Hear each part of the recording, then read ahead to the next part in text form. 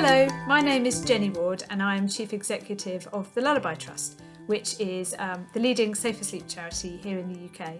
I hope you've heard of us, but if you haven't, just to tell you a little bit about us, we are now a 50-year-old charity who have been here to support parents who have been affected by sudden infant death, what used to be known as cot death, and to give out safer sleep advice to try and prevent that happening to other babies. So 50 years of doing this has seen really great success in this in the UK, and we have much lower levels of sudden infant death than we used to have, but the safer sleep advice is still really important. So I'm really pleased to be here today, and thank you hugely to Natural Baby Shower, who as an award-winning independent retailer have invited us along to talk about ourselves, our work, and our partnership with one of the brands that you can buy on there, which is Halo. Halo, we're really proud to be partners with. You may not have heard of them. They are new in this country, but they're certainly not new at all. They have come from the States, where they've been a favourite of parents and hospitals for over 25 years now. And they really understand our safe sleep messages. So I hope that as I tell you a little bit about us, as I answer some of our questions, you'll see that the partnership for us works really well. So we partner with them on two products that both of which you can buy at Natural Baby Shower. So I'm just going to tell you a little bit about them, and then I'll go into answering some of the questions that supporters have sent in. So the first product is a bassinet swivel sleeper, which is a baby sleeping place. It's a cot that is a bit different because it can swivel around 360 degrees. You really have to look at it and look at the videos to understand what we mean by that. But it's got a secure base, but then you can move the cot around so that you can bring the baby a bit closer to you, or you can move that cot away so you can get easily in and out of bed. So brilliant if you want to have your baby close to you, but you want to follow our advice, which is the best place is in a separate sleep space. And it's got a design whereby the side can drop down, so you can easily access the baby if you want to settle them, if you want to change them in the middle of the night, but has some of the features that you'd probably see more in our advice as a traditional item, which is that it's waterproof, brilliantly, very easy to clean, and has sides that you can mesh sides so you can still see through, you can still see the baby. The other product is their Sleep Sack sleeping bags. I've got one here, I'm going to show you.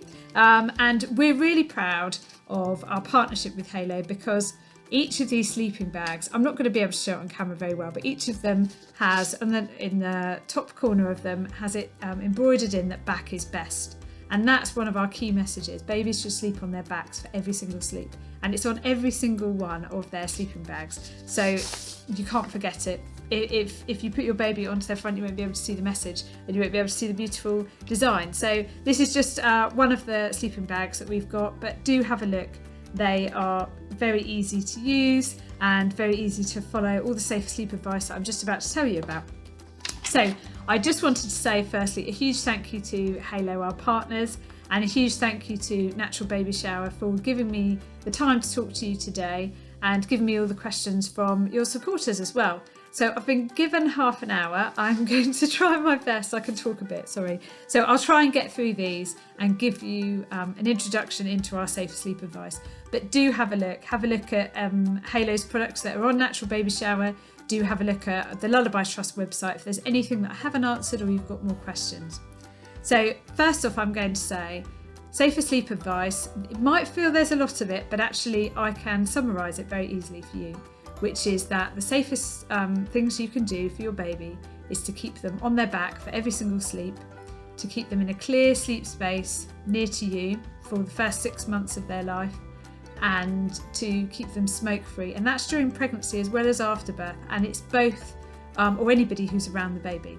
Keep everybody as smoke-free as you can. And those are three really key messages that are really important. If you could take anything away, remember those. And now I'm going to ask all your other questions, because I know there's lots of things about how you can sleep your baby in the safest possible way. As I mentioned, the SIDS rates are now much lower than they have been, but we know that they're low because this advice works. So do have a read through of it, and you can contact us if you've got any questions. So there are a lot of questions. I'm going to start with the first one, which is is it safe to roll up a blanket and put it around the baby to support her? Now, I'm presuming this is because the baby's in bed and you want them to either feel a bit cozier or you want to keep them in a certain sleep position. But the easy answer is keep your baby's cot as clear as possible. So you don't need anything extra. We wouldn't advise putting a blanket in there at all. So all you want in that cot is the baby, whatever they're wearing, and whatever blankets or sleeping bag that they're using. You don't need anything else. It's the safest thing you can do is just to keep it as clear as possible. You might feel that a little baby looks a bit lost in their sleeping place. I promise you they'll be fine. You might need a bit of reassurance from you, but if you can easily access them, then absolutely do that and settle them down. But the safest thing is if there's nothing else in the cot with them. And the second question is, what can I do to encourage a newborn to sleep in her own bed rather than my bed? Now this is a key issue really. The question that you have there is around young babies and how you try and settle them. And what we would say is, as I mentioned, the safest thing is to have their own separate sleep space, but in the same room as you. And we know that it can be tricky to try and feed the baby and then put them back in their sleep place and keep them as settled as you possibly can. I'm not going to be able to give you an answer that's going to let your baby sleep in their sleep space for 10 hours a night, but I can try and just say there is a bit of reassurance that you need to do for the baby to try and settle them down. Try and get into a habit from day one. If they get into a habit that they think it's very nice to sleep next to you, then it's going to be harder to break that. So tough though it is, you're going to have some difficult nights, and babies aren't predictable, and sometimes you'll understand why something's happened on a night and sometimes you won't. But consistency is really, really important. So always on their back, always in a separate sleep space. Absolutely pick them up to settle them, but then put them back into their own sleep space and keep doing it. And do remember that there are certain circumstances where the baby shouldn't come anywhere near your bed, and everybody agrees with those. So those are if you or anybody who's sharing the bed are a smoker, so you don't have to smoke in the bed. Absolutely put the baby into their own sleeping place. If you've drunk any alcohol at all, so it doesn't matter whether it's half a glass, baby's safer in their sleeping place.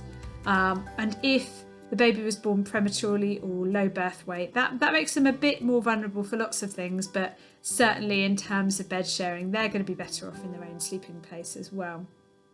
And if you are excessively tired or you're on some kind of medication that makes you particularly tired, then that's another reason to put your baby into their separate sleep space. So remember those things, and remember that it's not as easy as I'm a safe co-sleeper or I'm not a safe co-sleeper. Each night something different may well happen. So judge each night, think about what you're doing, and if you can, put the baby in a separate sleep space if you're not sure. So, the next question, number 3. Safe sleep practices suggest I should put my baby to sleep on their back. Any tips to avoid flat head? Well, absolutely. The first thing, yes, you're right. Always sleeping on their back. Perfect. Yes, please do that. Avoiding flat head syndrome. So what that means is that your baby's head starts to get a bit of an indentation at the back where they've been lying on their back quite a lot. And it does worry some parents, but for most babies it's perfectly normal and will totally self-correct. So firstly, don't be worried about that. If you are worried about anything to do with the shape of your baby's head, then do contact your GP or your health visitor and ask them about that. But in terms of trying to avoid it, also the other good thing you could do is you can put your baby on their front when they're awake and when you're there and you're looking after them. So don't be afraid to do that. If they're awake, they might not like it a bit at first because the babies can't lift their heads, but it's a really good, actually a development place for babies to be on their front during the day. So as long as you're with them and you can look at them, then actually it gives them a really good chance to kind of build up those muscles and be able to move around a bit. So put them on their front for some tummy time when they're awake and you're with them, and that will also help. Question number 4. Are blankets a complete no? Absolutely not. No. If you're going to use a blanket, what you always need to remember is your baby needs to actually stay cooler than you might imagine. The ideal temperature for a baby's room is between 60 and 20 degrees. So that's probably a little bit lower than most people have their central heating, I would guess. So your baby actually needs to stay a bit cooler. And much like adults, you also need to get to know them and how many layers they could cope with before they start to feel a bit clammy. And they might feel a bit clammy, you need to kind of feel their chest and their back. So don't feel their fingers and their toes, because they're always going to feel a bit colder. Feel their actual core. Put your fingers into their baby grow and see how they feel. If they start to feel a bit clammy, then they're warm and you should take some layers off. And if you think that they're feeling a bit cool, then put an extra layer onto them. So in terms of blankets, just be careful how many layers that you're using. Be aware that if you fold a blanket in half, it's not just one blanket, then it's 2 layers, so it's actually 2 blankets. It's really easy to use a baby sleeping bag and not be worried about the blankets being kicked off or not being tucked in. So you want to make sure that a blanket or a sleeping bag can't get over a baby's head. So make sure that they fit properly if it's a sleeping bag, and that if it's a blanket, that it's tucked in properly. And if you sleep your baby with their feet to the foot of the cot, so that means to put their feet at the bottom of the cot and the blankets tucked in around them, and there's less chance that they can wiggle around and get underneath them. But as I showed our Halo sleep sack earlier, really easy way of just getting a baby into a blanket and not being worried about it being kicked off. So do have a think. Completely, the choice is up to you which one you use. Number 5, does swaddling with arms in increase the SIDS risk? Now, swaddling is something that we neither say not to do, or we don't say does decrease the risk of SIDS either. So it's a completely personal choice. If you do swaddle, then traditional swaddling, the baby's arms are in, so they're really tucked in to kind of try and make them feel a bit cozier. That in itself doesn't appear to increase the SIDS risk. It doesn't appear to decrease it, but you need to be careful of the things that I've told you about: overheating, don't cover your baby's head, and absolutely don't swaddle them and then put them on their front, because they can't move around. They're kind of stuck in that position. So just to be aware of those things if you're going to swaddle your baby, and make sure that you're doing it with a thin blanket so they can't overheat. Next question, would you recommend sleeping bags? That's going to be a quick answer, isn't it? Yes, they're a great alternative to sheets and blankets. Parents find them really easy to use. If you get one, so the Halo one that I've got next to me, which I know quite well so I can talk about, you can zip do the zip from the bottom, which means that it's really easy to access the baby and change their nappy in the middle of the night. It means just that you've got a sleeping layer that can't be kicked off. If your baby does wiggle around the cot and do a 360 themselves, then they're still going to have some blankets on them. So that's one of the reasons why we say that sleeping bags can be a good alternative. And some parents find that they slow down the baby from rolling onto their front and getting a bit stuck as well. So there are other things that parents kind of like them for. Next question, what is a safe room temperature for babies? I've touched on this a little bit, and it's actually cooler than you might think. So between 16 and 20 degrees is perfect. But obviously check your baby and see how they're doing. And also just be aware that there are times when we can't actually get to 16 or 20 degrees. If we're in the middle of a heat wave, then absolutely nobody's room is going to get to 20 degrees. So just try and keep it as cool as you can, and use the layering. So take some layers off of your baby. Might feel a bit odd, but it's actually absolutely fine for them to just sleep in a vest and a nappy. If it's quite warm, then that's probably what we would do as adults, just not have any sheets or blankets on. That's absolutely fine for babies as well. Next question, what is the best sleeping position for newborns? Absolutely lying on their back in a clear sleep space is the best place. So newborn babies really need nothing really around them. Really thin layers, keep them as cool as they can, and keep them on their backs. They don't have much movement particularly at that stage, so you want to keep their airways as clear as possible, and the best way of doing that is to sleep them on their backs. So backs for every single sleep. And I haven't also touched on babies sleeping on their sides, which is something that people tend to do or tend to worry about in terms of choking. But actually, a baby is more to choke if they're lying on their front than they are on their back. And that's just the way that they are made up, and the way that that foods that milk that can come back up, where that goes back down again. So don't be afraid of that. And babies that lie on their sides actually can quite often just fall onto their fronts, and when a baby's a very young age, they don't have the strength to move themselves back again. So don't put anything additional in their cot that might cover their faces, might block their airways. Think about trying to keep that as clear as possible, and lying on their back with nothing around them is the best place. Next question, when should I move my baby into their own room and why? Well, the ideal is that your baby is in the same room as you for the first 6 months. And the reason for that is that we know for some reason that appears to be protective of SIDS rather than a baby being in a separate room. Now, actually what SIDS means is we don't know why this baby died. So I know it feels weird for me to be saying that and saying this can reduce your chance, but we don't really know the reasons for these things. We know that they work. And so that's why we're still here and still telling you about them, and still, celebrating the fact that SIDS rates have come down massively over the past 30 years. So keep them in the same room as you. It might be that it's easier for you to pick up on some of the noises that they make, to understand when they might need a bit of support, rather than if they're in another room, maybe it's harder to pick those things up. But the longer that you can keep them in your room, and to get to that 6 months, would be great. I know that for some people they're going to grow out of the early bedding, the early bed place you might have for them, and it's not going to be possible to carry on for the 6 months. So try for as long as you can, keep them as close as you can for the longest period, and that's going to be best for them. Certainly in those early months it's going to be good for you because they're going to need feeding and changing fairly frequently. I know they make little noises. I'm sorry that our advice is maybe not going to be the advice that gives you the longest night's sleep, but that will go. Those first 6 months will be faster than they appear at various points, but try and keep them in their own room for 6 months. And if you haven't managed to decorate a beautiful nursery yet, you've got 6 months to do it then. So maybe I'm doing you a bit of a favour then. Next one, should I avoid co-sleeping with my baby? I've been over this a little bit. We know that this is something that a lot of families do.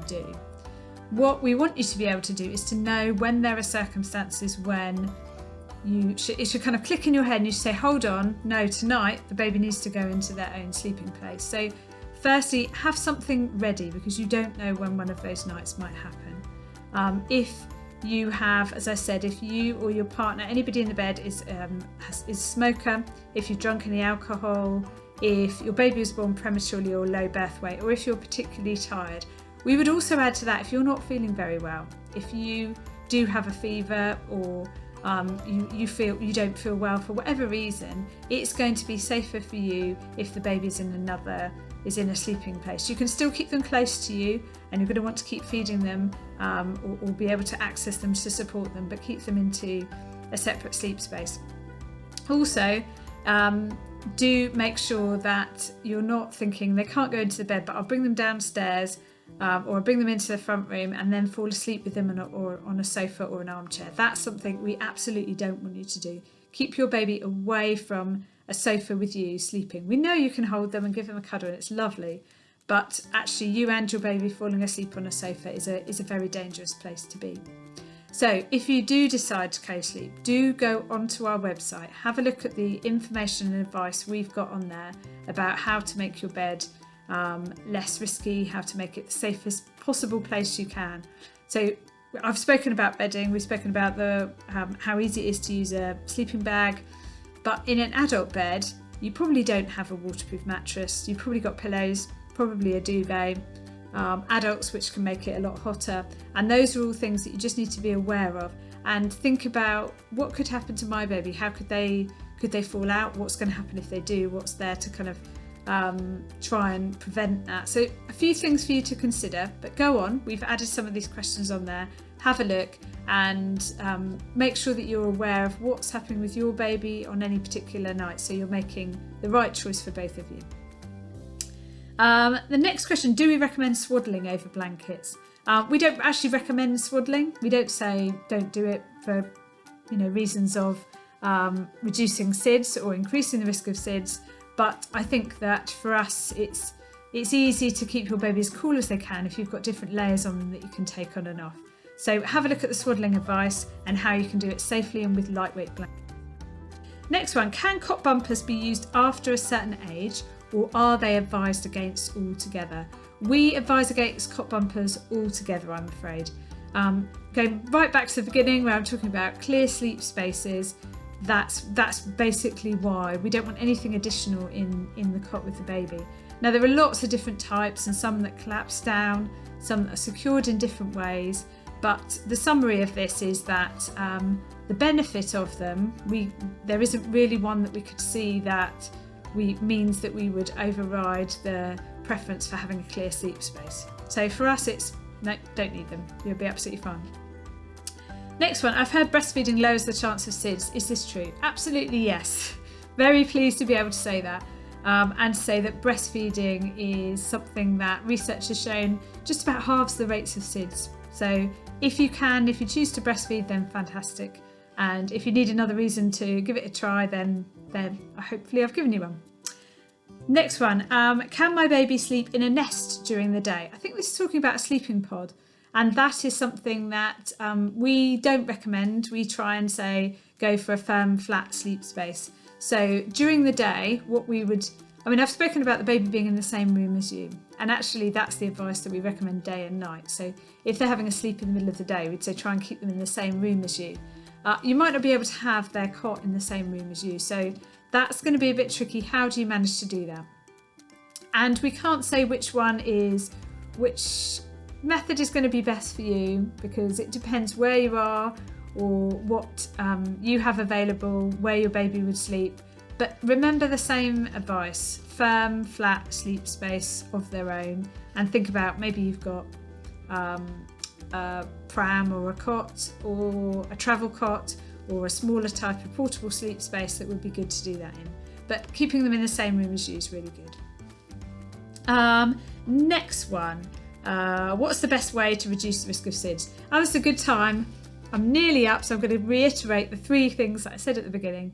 Sleep your baby on their back for every sleep, on a firm, flat sleep space of their own, and keep them smoke-free. Those are 3 key pieces of advice, so I'll say that again.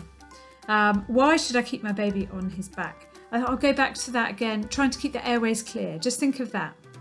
If they're on their back with nothing around them, then that's the best way to make sure that the airways are clear. And we think that's probably a really good thing for babies, and that might be why the back's so best.